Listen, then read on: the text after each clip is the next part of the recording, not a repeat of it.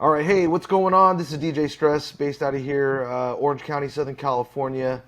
Um, been DJing for 1 year shy of 3 decades. Started as a young teen, 1995. Over the course of those years, I've done everything from DJing clubs, DJing private events, live streaming, and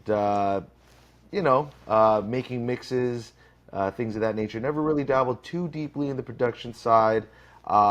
Little light dabbling in college radio, but other than that, really just more an extension of me just being a lover of music. That's kind of always how I looked at my DJ career.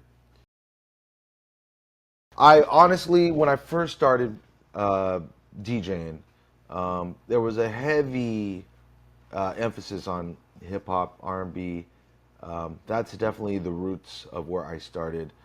That's what I first and foremost kind of associated with music coming up, growing up in a city of Cerritos with a rich legacy and history of DJs. We had, about a third or of the beat junkies come out of that city.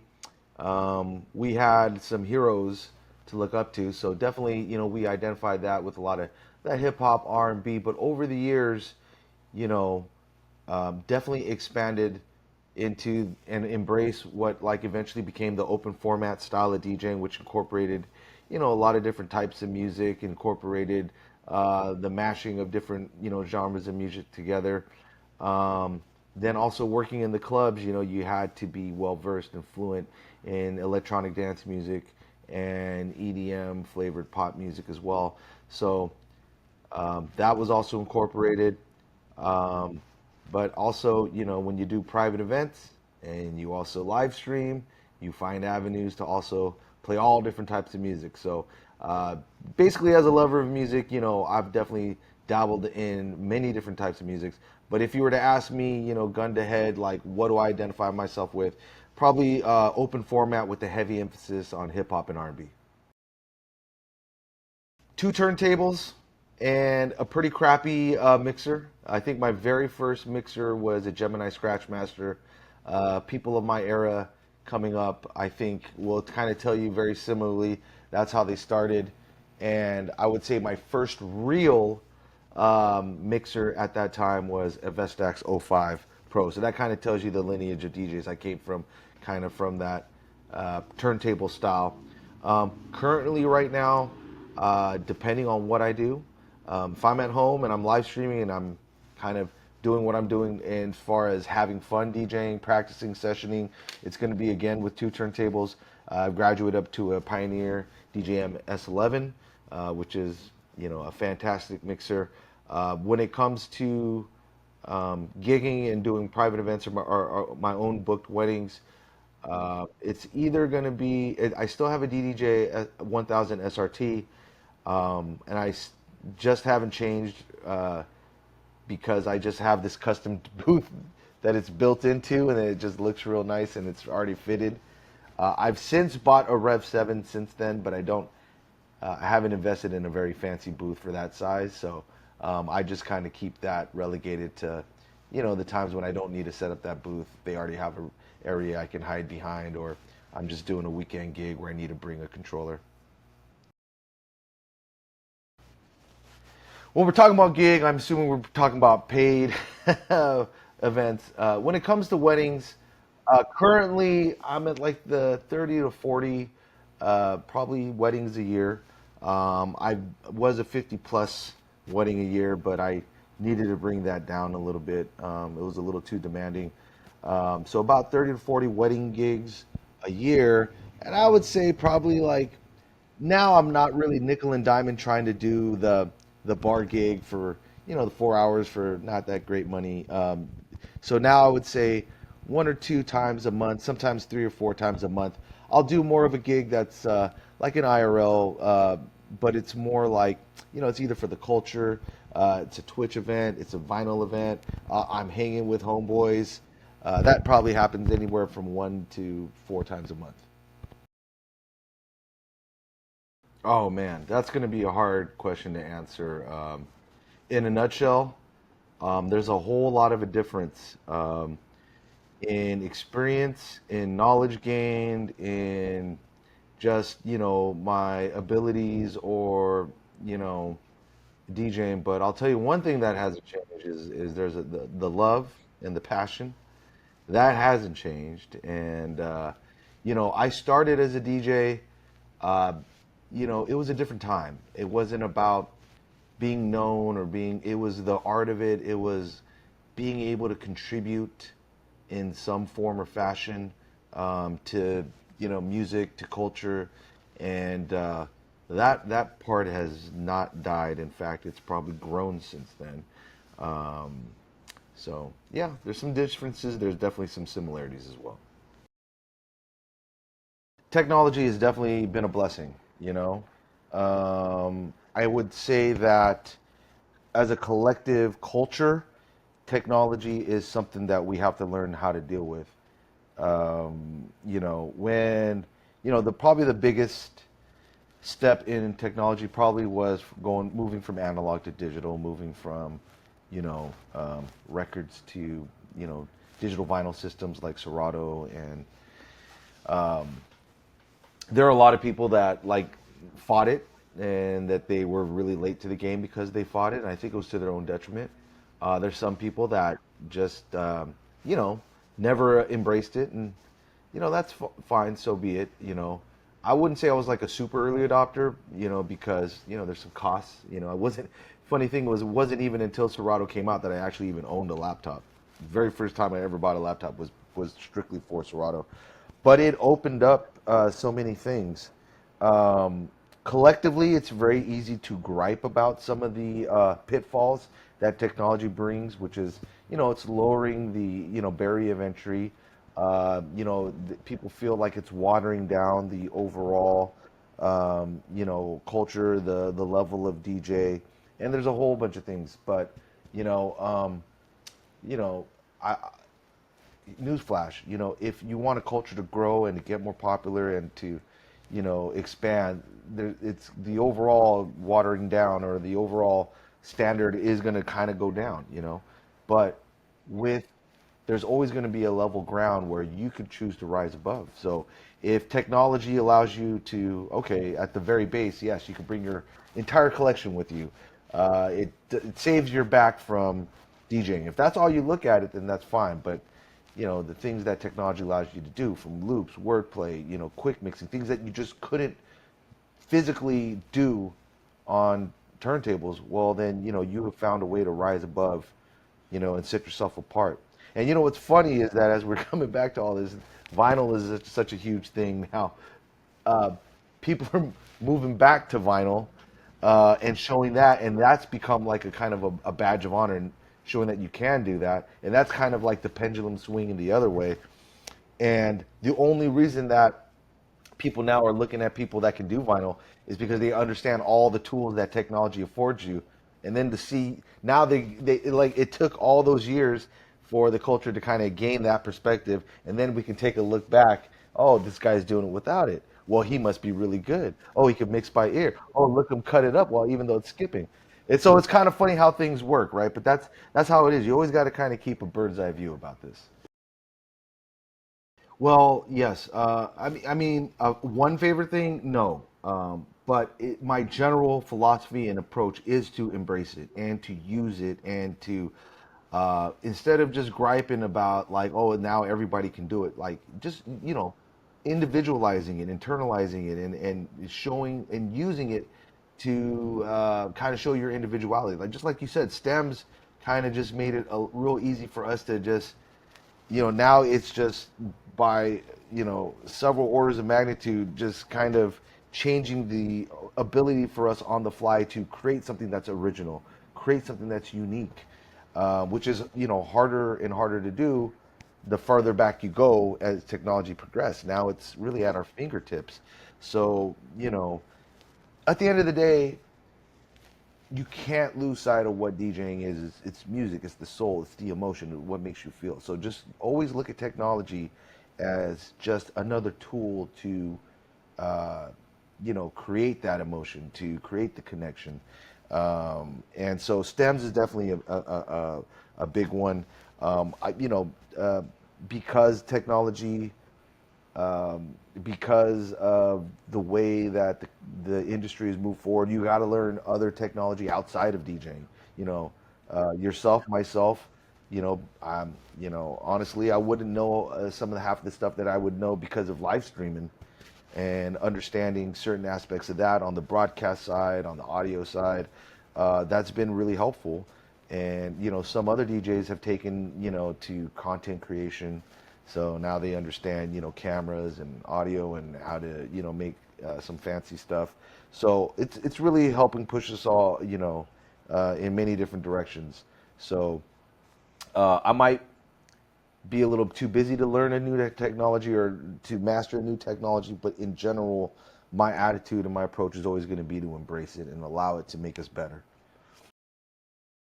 I'll come from I'm an old school mindset, where I feel like labels are kind of earned. So there's definitely elements of turntablism that I embrace and I use.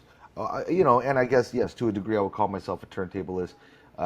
But I mean, only in the lightest terms. I have too much respect for the masters out there that are like absolute turntablists.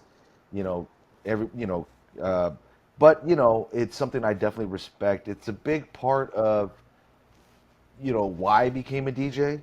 It's definitely a big part of why I paid attention to it. When I was early on, I was very blessed to be booked right away and start rocking parties from a very, very early age at a very early time in my DJing, almost immediately. So that kind of shaped. Well, I started just as I was getting into my senior year of high school. And so at that time, my world, like the biggest thing that I could potentially get is like a high school dance. It's like, oh my God, just the nerves were racked when I was doing just some crappy backyard party for a friend who wouldn't even care. But we're watching DMC tapes. It's this whole mishmash. We're not even like, oh, this is here, but I'm gonna. You kind of did everything, right? You kind of looked at everything. You always try to incorporate everything. Um, and but I was also immediately we were ambitious, so we started throwing our own parties, and probably within a year and a half, I was just out of high school, I think, and the local kind of a very successful, already established promotional company that was already throwing parties kind of said, give all this. They saw the potential. I think by our third party, we had a very successful event, and the promise and the potential was there, and they just kind of swooped in and said, myself and a friend, we kind of started doing this, and he said, kill all that, just jump in with us, and that's kind of what happened. And from there on, I've literally up until the pandemic, even though it's changed from who I've worked with and how I got booked, I stayed consistently booked. So I think from there on, party rocking was always kind of my main focus, but I never lost sight of that turntablism, so scratching, beat juggling. But I'm not gonna claim to be very good at either of those. I definitely love and appreciate it. Uh, I would consider myself a light protection practitioner.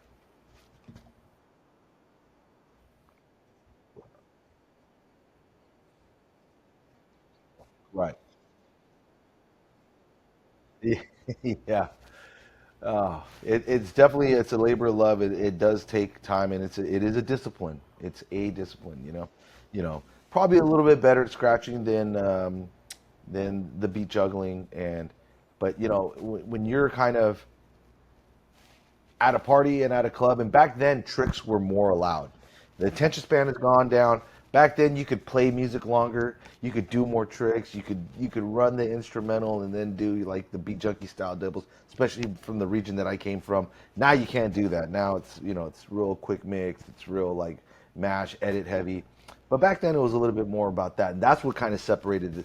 Everybody had the same records, but how you freaked it, as you brought it in was kind of what set you apart. So, but because of that, I didn't do the breakdown, where you stop the beat. You got to keep in mind you have a dancing crowd or you have a crowd, a listening crowd. You're trying to keep it. So most of my scratching was always kind of like pleasant. It's like melodic. Or try to, and then the juggling was more like tricks where it keeps the tempo still intact. That's such a, I think the broader the question is, sometimes the simplest ways to look at it is probably the best because there's many different types of DJs, right? There's what works for like a party rocking DJ might not work for a battle DJ, which might not work for a producer festival DJ. And at the heart of it, what makes a good DJ is, I think, staying grounded and being aware of why and what you're doing and why you're doing it. So if you're a party rocker, then your job is to connect with that dance floor. Some people forget about the basics. Some people forget about the simple, like, oh, I'm trying to do this, I'm trying to do that, I'm playing with this, and did you make that crowd happy? Like, did you connect with them? Did you read all the signs they were telling you that they weren't happy? That's probably why you had a bad night. Or, maybe you're not the best DJ, but you naturally understand the signs. When you see a crowd, you see the hands go up, you hear the collective awe. You're not doing anything special, you're not doing anything crazy, but you're making them happy. So what makes a good DJ? It's understanding the basics and being aware of it, and just delivering on that. Like, if you're a battle DJ, then that's something whole different. Then your job is to be creative. Your job is to be cutthroat. Your job is to show inexplicably why you are better than the next person, right? And if you're a festival DJ, then you're there to promote. You're there to, show off your production. You're off there to, probably to continue. You have a whole different vibe, right? But at the heart of it, we are here to make people happy, and music is our language. Music is our vocabulary in order to connect to people, make people happy. So, are you making people happy? If you are, then you're probably a good DJ. I don't know if it's a skill, but originality and individuality is something that you got to work on. Now, here's the paradox of that. Like, like anything, as a new DJ, you don't you don't jump out the gate being original, being a creative artist. You got to learn by watching what other people do, literally taking those baby steps, kind of copying. So look, don't be afraid to do that. Like, um, you know, understand what you like and then try to do that. But then you've got to, once you use that to fine tune the technical skills, find something that makes you you. So like, always don't always have sight of that. But the more and more things are progressing technologically, the more and more it's easy for everybody to kind of, just get lost in the shuffle. You know what I mean? And if you're a new DJ, have respect for the basics, have respect for your history, understand the fundamentals, work on all like. There's not one thing I could tell like a DJ to do. Like, learn how to mix, learn how to read a crowd. If you're there to produce, then you know, learn how to produce, learn how like learn your software, learn your technology, be diligent in hunting for your sounds, and the one thing that goes across all that board is like, do what you have to do to learn it, even if it's kind of copying somebody and doing all that, but always with the mindset that once you've developed the skills, then to kind of figure out how to set your own path. Well, look, a DJ coming up in this day and age is going to have a different experience learning DJing than when you did back when you started. So right off the bat, there's going to be some parallels, but there's going to be some clear differences. Um, I don't think a DJ now, like when we were started to DJ, things were a little bit, I get maybe a little more defined. You had your house, like your electronic DJ, you had your radio DJ, club DJ. Like, we had a little bit more labels. Now the lines are blurred and genres are blurred. And I think, I guess relating it a little bit back to your last question, as a DJ, when you're starting out, it should be exploratory. I'm always open to kind of people figuring things out. Like, honestly, I wasn't open at first. I think back and I was kind of dumb. I wasn't so open to a lot of different music as a DJ, even though I listened to stuff in my car. Like, I would listen to alternative rock. It never even entered my mind that I would go into that genre as a DJ. Fast forward almost 30 years later, like, I love playing that on my live streams. It's I consider it a big part of what I do. Um, but in regards to your question in general, um, I think that you should never set a limitation on yourself, and you should go with what gets you booked. You should go with what gets you work. I understand that if you have an identity, hey, then don't betray that identity. Like for whatever reason, like people might not know that I'm like rocking at that time, Soundgarden and Stone Temple Pilots and whatever Sublime. But people are booking me at that time because I'm rocking whatever's on the radio. I'm not gonna just shove it out in people's faces. Oh, by the way, this is what I do. But work on it and then create opportunities if you so want to introduce that in. So like live streaming was that opportunity for me to introduce that. People are like, yo, I didn't know you got down with that rock. That's something I did for years. So that's kind of an example, right? Um, and then also, like, you would never go to a festival DJ and request something, right? But also, if you're, let's say, a wedding DJ and someone you paid or someone that's paying you to be their wedding DJ comes up to you and requests a song, that's like the polar opposite. You should take heavy consideration to whatever that request is. Um, so in the festival, you're going to be known to do a specific type of genre. That's going to be your thing, right? Or even to a smaller scale, a funkin' disco night. Hey, let's get Wicked Wild. He's the man when it comes to that. So that's a different situation. Now, when you're over here, you're a private event DJ, and you're booked. Some company hires you because they know you're able to please. Hey, I have this workforce that is so and so. I got different age ranges. Can you make sure everybody's happy? So like there's opportunities for everything. So you keep your skills sharp, but then understand why you are called to whatever service you're providing at the time. Well, preparing for a wedding. All right, we're talking about a wedding. It starts with communication with a couple, with the bride and groom. I first give them first right of refusal to kind of give me as a paid service. I want that wedding to not only make them happy, make their crowd happy. Sometimes you have to understand that they're not a DJ. Like you still got to be the captain of the ship, but you want that event to have their DNA. You want to give them the opportunity to infuse their personal choices, and then it's up to your job as a seasoned DJ to you pick and choose so that you're still rocking the party, but that they walk away feeling very satisfied. So that starts with the communication with the bride and groom.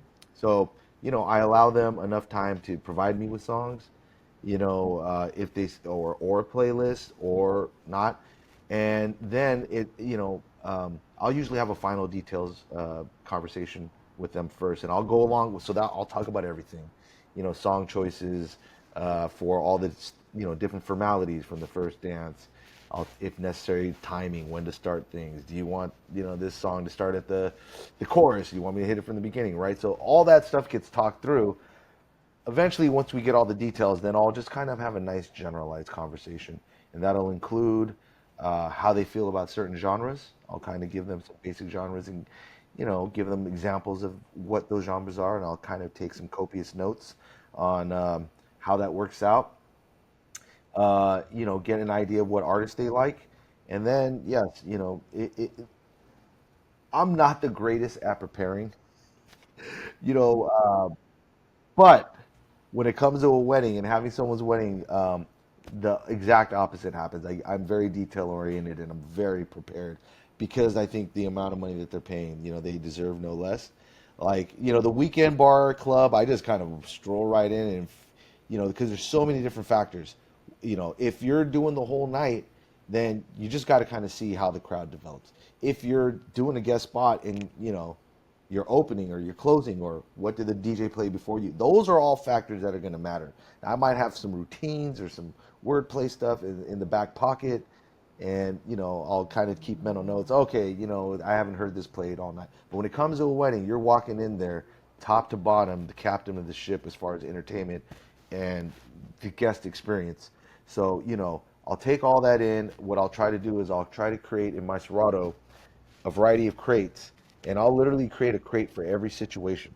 So whether it's first dance or whatever, and it'll be a tree. I'll branch it all the way down to the dance, and I'll even separate it between these are like the must plays, these are the essentials, then I'll even create another list as far as things that I think, hey, these are going to kind of fit in. I'm pretty sure, even though they didn't mention it, I'll still kind of fill in a little bit, and then, and then once you prepare, that still means, you gotta, all preparation does, it means it allows you to be the best you can absolutely be on the night.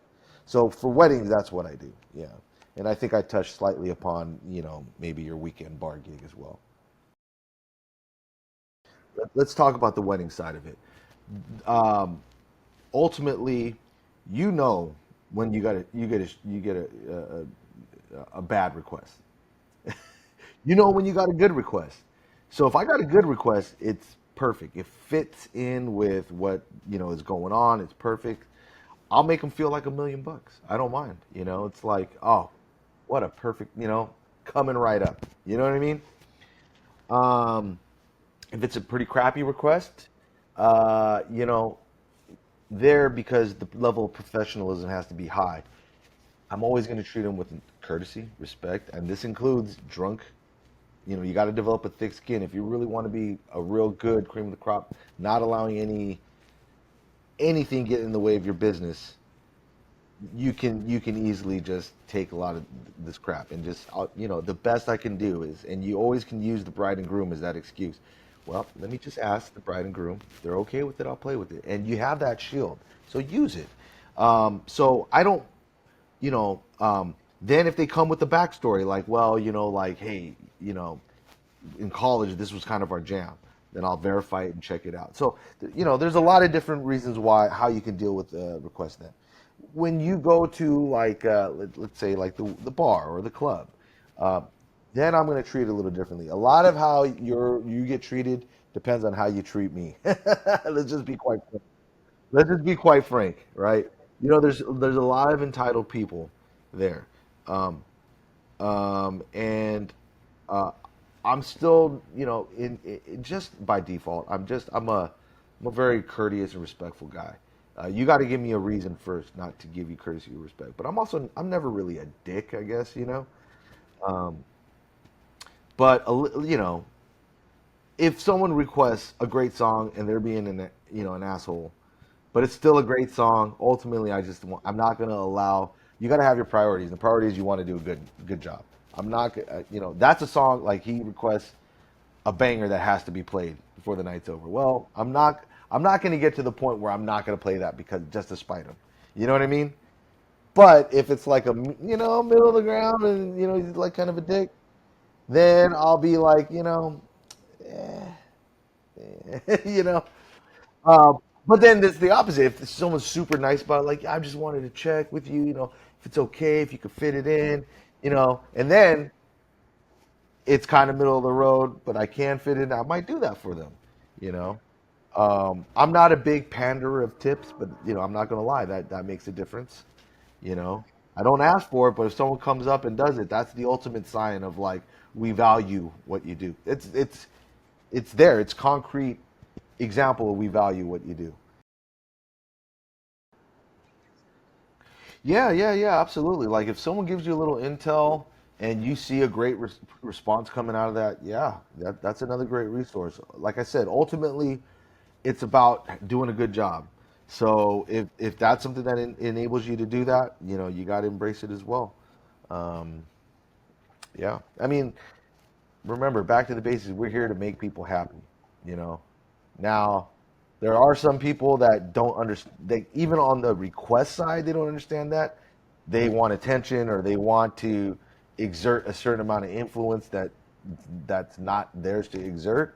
There's those certain type of situations, and you got to, like, kind of deal with it correctly. But if someone genuinely comes to you with an idea of a song that they know is going to enhance the experience at this party, especially if it's some knowledge that you don't know. Oh yeah, hell yeah, why not? Absolutely. I'm naturally not a great self promoter. Promoting myself to the degree that I should have. And I'm not. Look, this is not me saying, oh, like, how dare people do that? Like, you should do that. It's a big part of the industry.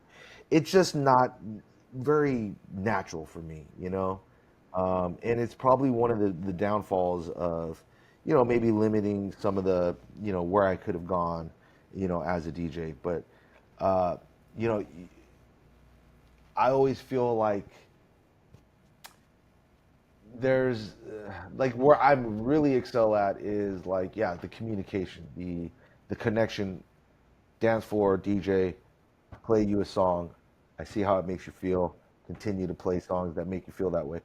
But the hey, I'm a super dope superstar DJ. Come check me here, check me there. Like that part has just never been that that great. I've never been great at that. Um, you kind of mentioned other aspects of DJing like the turntablism, the party rock, and the club promoting. I think you have to dabble in all, yeah, all those things.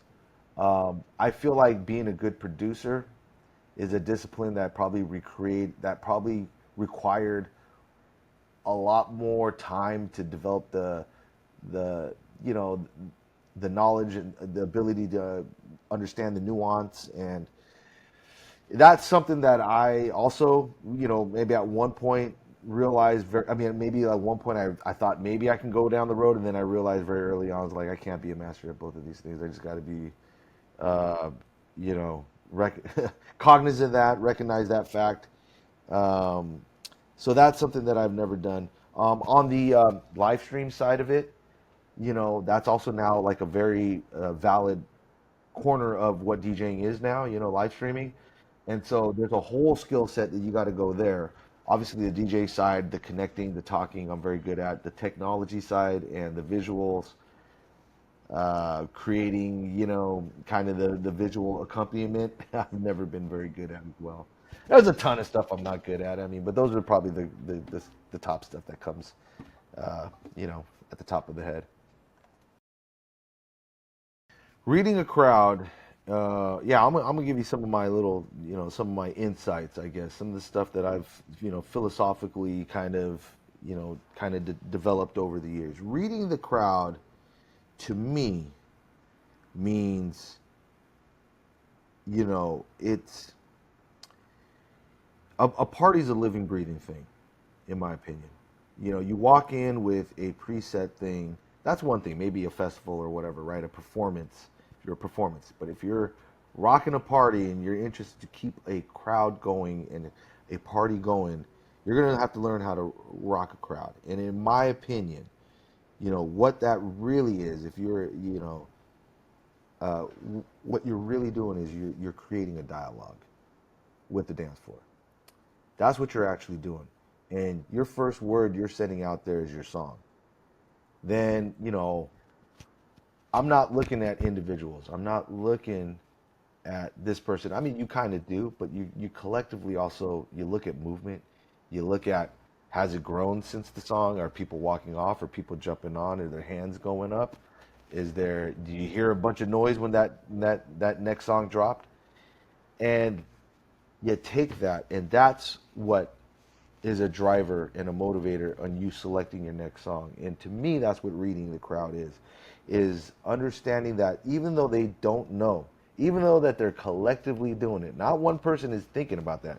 This person is on the dance floor. He's trying to get laid. He's trying to sing along to this song. He's trying to do all that. The collection of all them being able to see what they are doing and taking that and understanding on, even if it's a level that you can't really formally quantify or vocalize, it impacts you enough in your instinctual level that you know what song next to play. That's what reading is. You have a level of influence, you have a sphere of influence that you have to understand that you only have up to this much, and you use it to the best of your ability. You got to recognize ebbs, you got to recognize flow, you got to understand, like, here's the most simplistic approach. Let me come in here, I got a playlist of bangers, I'm just going to hit them over the head one after another, guaranteed great, right? Right. And that could very well work, right? That could very well work, but that's not a guarantee for anything, and that's not a dialogue, you know. That is you're just shouting at people now. You know what I mean? And sometimes that works and sometimes it doesn't. Um, so, you got to, like I said, some of it's on an instinctual level. So the only way to get through that is experience. And you just kind of have to, the way I kind of look at it is your brain is kind of like, it's always like, it's like a processor, it's like a computer. So part of it is whether it's a playlist or whatever preparation you have or understanding of the night, you kind of have that there. You have another part that's, looking at what's happening in front of you. You have another mental catalog of like, I have this list of like guarantee bangers or whatever that I need to space out for the rest of the night. Oh, then something happens. You're like, oh, boom, I got to add one more to that catalog. I just saw something, or I just, or this group of people came in. I could tell they would like this. Boom. So you have that kind of going concurrently. And then you have to have another just on strictly awareness, like, like, like at all times, like, are they happy? Are they not happy? Am I playing this song too long? Do I need to hit this? You know what I mean? So all this is just kind of concurrently going on at the same time. I don't know that I told you a system, more or less just told you kind of what's happening in my brain, and it just kind of eventually got there. But that I kind of feel that's what happens in my brain as it goes. How do you develop that system? I don't know because I think I guess experience is the only way. But you got to recognize what you want to do and what your tools are, and then you can formalize that. That's what got me there. But your brain probably works differently. So me telling you that might, at the end of the day, just give you some insight to figure out your own system. Uh, you know what I mean? One thing that can't be understated, and you don't see enough of it actually, um, is being good at your craft and actually being technically sound at what you do. And I'll give you an example. I've never one to crap on like the sync button or people that visually need to mix by waves, but I'm purely ear.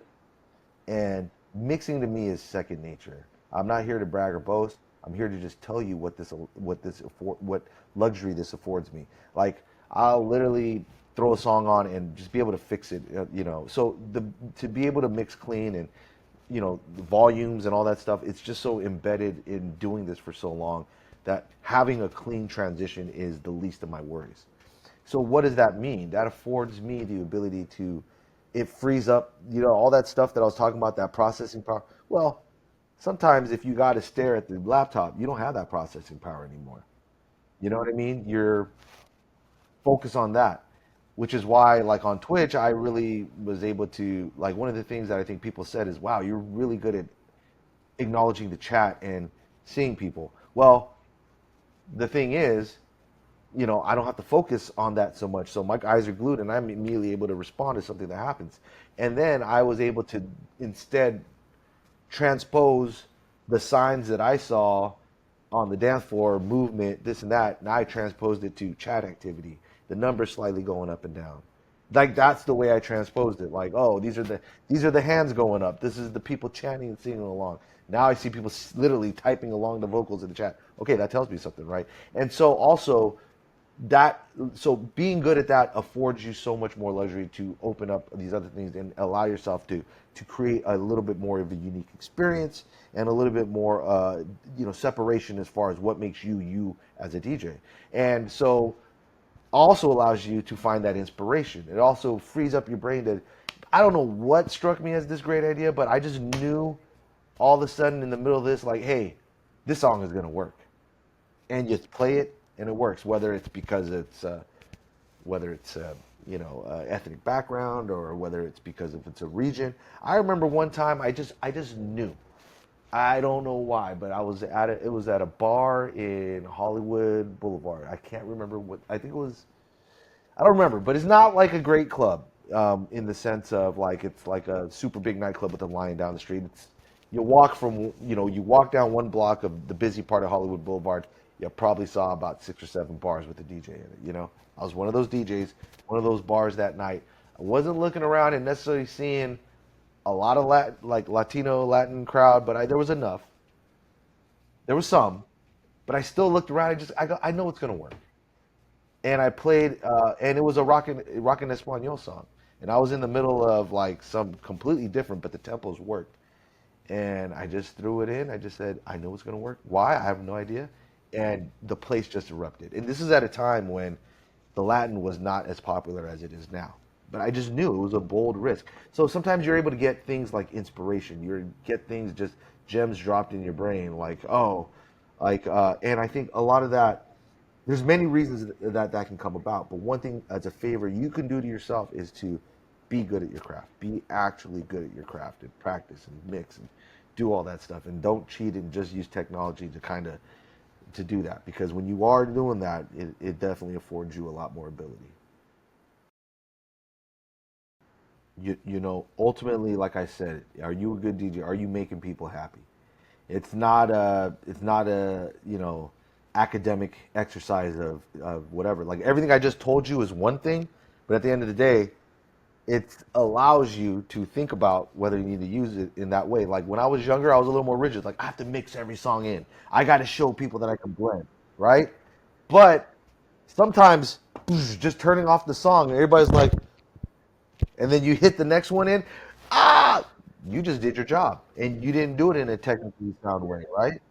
And that's the other thing too. Sometimes dropping in on the one, that's the move. That is the move that's gonna make people happy. So, yeah, I'm all about that for sure. Oh yeah. I mean that might be what's happening right now, but we didn't get there today. It gradually got there. It went from like at one day, just to be a DJ meant you were good at your craft. And then it was like, oh, to see a name on a flyer. Now it's a dime a dozen. But back then, there's far less event. Just to, hey, that guy's probably legit. To, the money started going down. Then things started happening. Then it's like, well, you got to start bringing people with you. And I've never been, like I've kind of been resistant to that sort of whatever you want to call that. You know what I mean?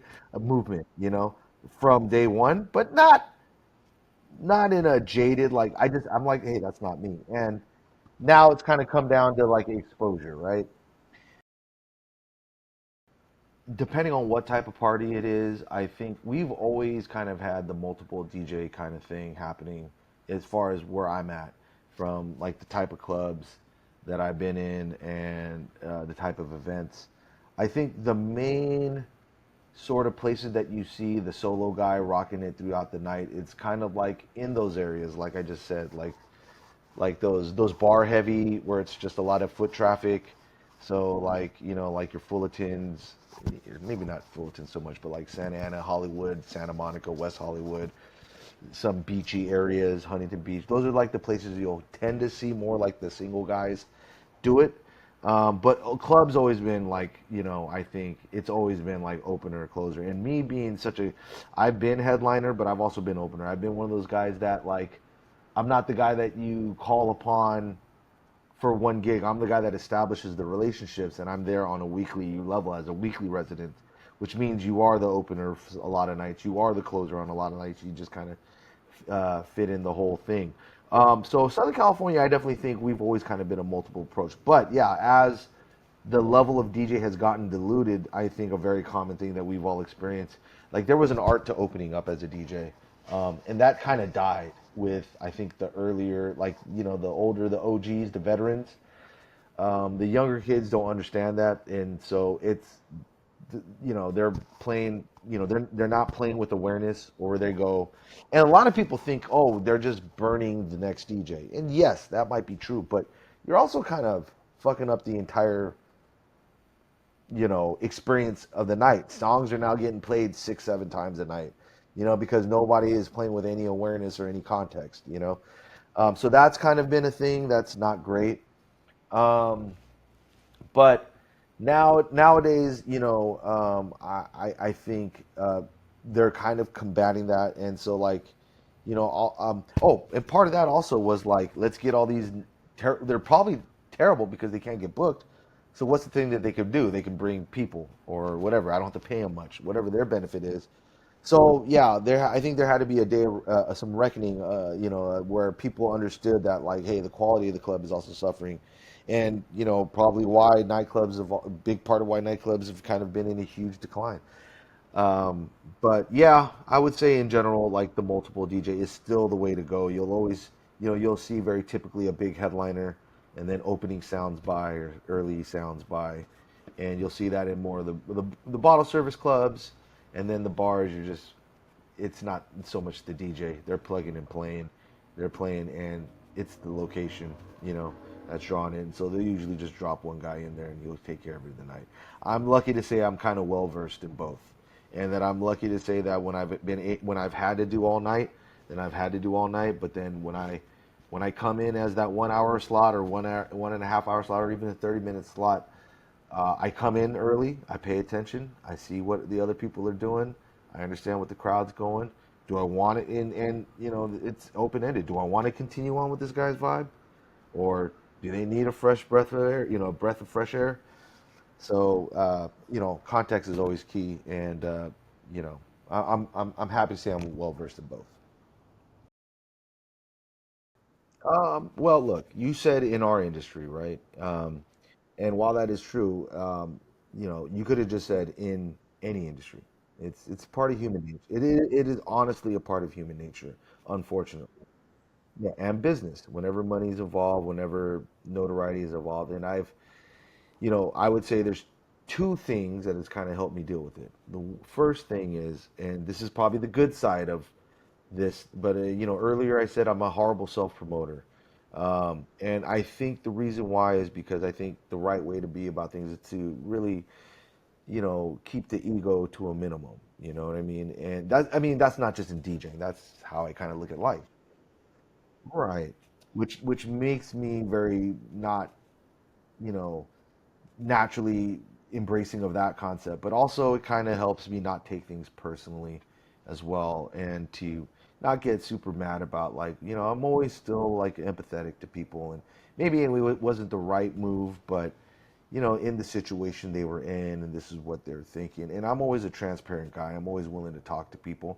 Fortunately, that doesn't always work, but that's one thing. And then the other thing is just being in the industry so long, you get used to it, and your skin gets thicker, and you deal with it at all times.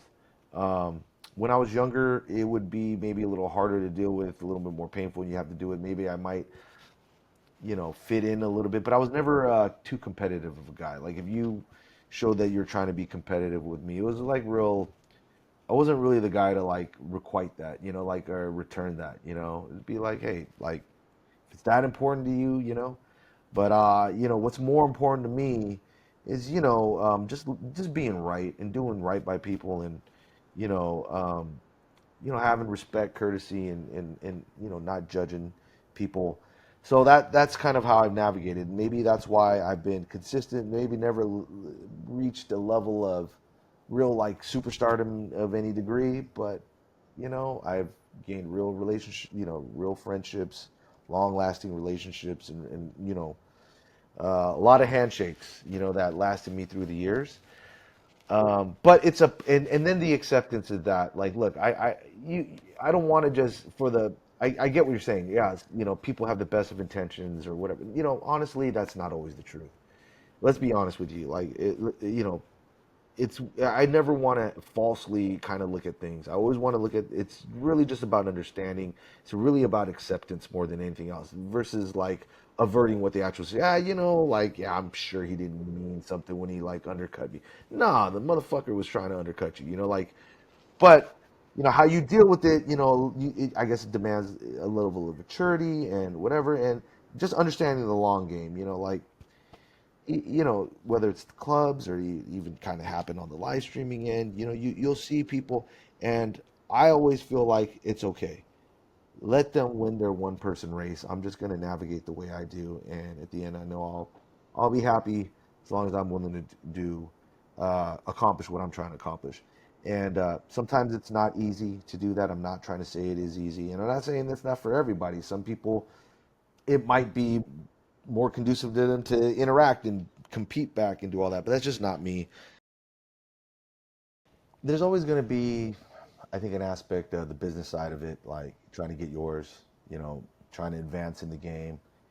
And that I'm not really in that world anymore. I think, I think I love working, but I think my days, being, like I said, one year shy of 30 years, you kind of understand where you are. But there's a lot that I'm involved in that's kind of for the love and for the culture of it. And I think that there's a lot of people that are kind of, they kind of also on a similar path as well. that have kind of, they kind of ran their route. Like I'm not gonna look for a weekly residency at any club anymore. You know what I mean? But you see these guys now that are doing things for the culture, that are like putting things together, trying to have fun, and working together. I think the older you get, you tend to like kind of forget a lot of the stuff in the past. You know what I mean? Um, Trend wise, I don't really know of anything that's really happening that's different on that level. Like I think DJing is just DJing. I think it's just more a level of self journey where I'm just kind of beyond a lot of that, and I'm happy to kind of work with other people that are similarly minded. But I think the trend of DJing is most heavily influenced by like where DJing is in the world. Period. Like it's growing at like at the end of the day, people aren't doing guitar lessons anymore. People aren't doing piano lessons. They're getting DJ lessons. We are that. This is the stage. And one day we won't be that, but this is where we're at right now. We're kind of the cool things. We're 30 years ago, nobody was an amateur DJ to a degree. Like, everybody was a working DJ. Now everybody's an amateur DJ. So it's almost like we're coming back to that where not everybody has a DJ has to be working, and it has to be so there's with that comes freedom to do stuff that you want. And that's what I'm kind of liking and enjoying, that I'm not pigeonholed that in order for me to be a DJ I got to be at this club at this night. Now I'm finding other avenues and other trends that you are able to express yourself and not necessarily be what's called a working DJ. Even though I love to work and everything, but live streaming, getting together, theming things out. Vinyl nights. Vinyl nights may be my favorite thing that's going on right now as well. Well, well, it's definitely gaining popularity. But 45s, it's been a long journey. It's definitely been around for a long time, but a lot more specialized back in the day. Like, I love that it's getting more and more out there. But yeah, vinyl nights in general, like yeah, I mean the last 2 3 months maybe, I'm probably gotten 6 7 vinyl gigs. So yeah, I'm doing a vinyl gig this Monday. I did a vinyl thing in San Jose. This when I was in the Bay. The second party wasn't technically a thing, but it had my vinyl with me, so I played it, and it's happening, and I'm embracing it. I'm loving it. I'm here for that part of it, man. I'm definitely part of that wave. I think I see both. I really think probably both will happen. Um, I'm not gonna. I think the human nature response is. Oh, it's gonna. I think every trend or every watershed moment of technology is going to have both a good and bad response and have both a good and bad influence. So, um, fear generally engenders a certain type of response that, like, oh, this is going to ruin everything forever, and, wake up call. Without getting too much into detail, no, it's not. You know what I mean?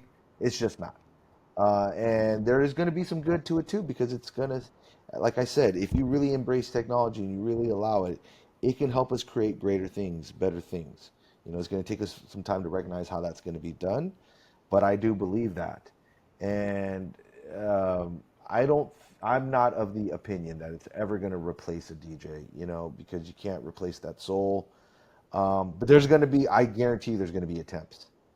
And there's going to be some situations where those poor attempts will still work, but ultimately it's not going to kill us off. It's not going to kill us off. I don't believe that at all. And like with everything else, at the end of the day, look, if you don't understand the industry is constantly changing, and that the rate at which it's changing is constantly changing, then you're just, can't nobody help you. Like, the world is a new world tomorrow and the day after that. So, what DJing means, what any industry means, is going to constantly be changing, and it's going to be changing faster and faster. So, you can be grumpy about it, you can be jaded about it, you can just come along for the ride and have a good time. Themed parties have definitely become a thing. Day parties, I wouldn't say it was like just started today. Day parties definitely, especially like the Sunday fun day kind of concept, has definitely been around for a little bit, the early kind of start, early end, especially yeah, Sunday's kind of been the prototypical day for that sort of thing. But you also see like theme parties as well. So like you mentioned, like barbecue. I know in the Bay they have like a rib kind of R&B. They have here throwback R&B or whatever monthly events. I think that the viability of the every week kind of same time, same place, same resident DJ is just it's untenable now. It's impossible for that to really flourish in most situations. Whereas, you know, 25, 30 years ago, that's what worked for a lot of clubs 3 days a week minimum. Like Thursday, Friday, Saturday were guaranteed. Sunday, you had to be a nicer place. Sometimes Tuesday, Wednesday work.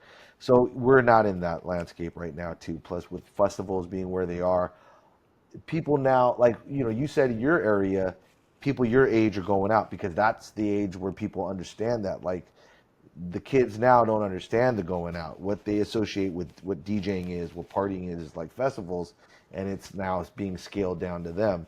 So like for us to go out, we kind of think still back into those old days, back when people didn't face the DJ, when they were trying to get drunk and trying to get laid and trying to meet people and try to have a good time, right? So it's I think just a conglomeration of all those different things. Here, yeah, we have theme parties. Um, we have the theme parties. We have the mini festival. We have the clubs that are trying to pretend, trying to scale it down and give you like a taste of it in one night. We're having all of that sort of stuff too as well. Yeah, for sure. Um, but generally, yeah, the industry of the live DJing industry on that nightclub level is definitely very, very different.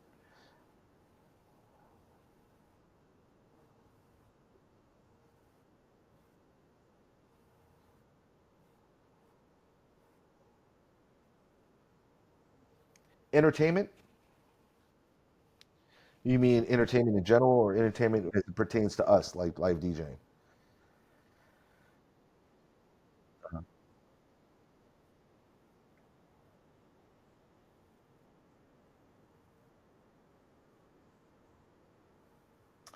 Okay, in the next 10 years, it's hard to say, but like I said, long time ago, people used to get piano lessons and guitar lessons, and then you would kind of see that. What I'm hoping is maybe there's going to be a little bit more work, more venues are going to embrace, hey, like we're just going to have a DJ to just be the background music and play. Maybe it won't be a dance, maybe it will be a dance, but in case there is a dancing, I know there's some complications with that. You do need like an entertainment license and things like that, but I just feel like the amount of DJs that are being produced every day is increasing.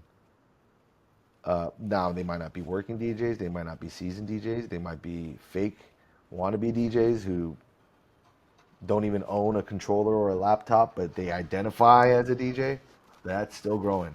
And then the amount of music that is coming out every day. Back then, we just went to the record store and you had a solid afternoon. You were probably taking care of mostly everything you needed.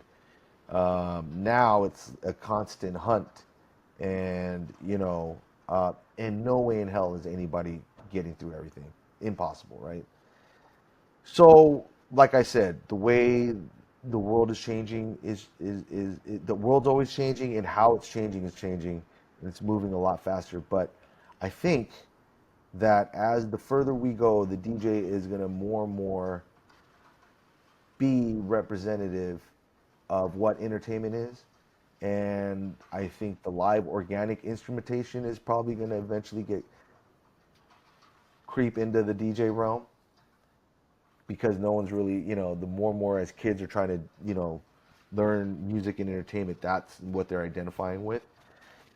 So there's going to be a water down. There's going to be a dilution, but I think there's going to be more opportunities still. So I think that that's what's coming down.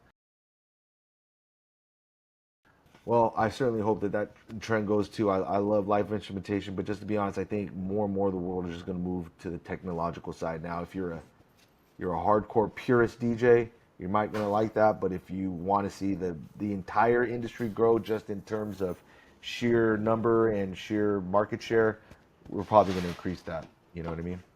As far as entertainment goes.